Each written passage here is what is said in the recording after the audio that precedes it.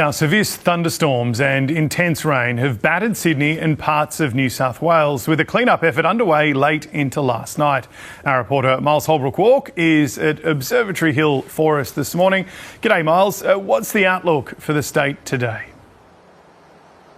Well, the good news is, James, there won't be a severe thunderstorm that was forecast initially to hit the southern and central coasts. That warning has been cancelled. That's pretty well where the good news stops. The worst of the weather, though, does seem to have passed, and it was yesterday around lunchtime, depending where you were in the state of New South Wales, where you copped the worst of it. It was a deluge and a downpour. 80 mils in some parts, just dropping on parts of Sydney, which turned, I'm sure, plenty of Super Bowl watch parties into a wet work, and people would have had to run out from the outdoor venue if they were there into indoors, as well as train stations that just became almost like waterfall bastions where they were just absolutely free-flowing there. Now, there were just over 20 rescue efforts, in fact, of cars in Sydney. That was largely due to, as the SES pointed out, that because of the electrics in cars, it does mean that sometimes when they come into these floodwaters, they malfunction a lot sooner, whether that be EVs or just your modern combustible engine cars. They tend to have electrics lower in the vehicle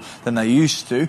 We also saw more than 500 calls for help. Many of them were in the town of Harden on the southern slopes of New South Wales, 270 kilometres southwest of Sydney. It was there that we saw some pretty significant hail, so it wasn't just rain for the town there that they had to contend with, and that clean-up effort, as you mentioned, going well into the night. So what does the weather look like for the rest of the state today?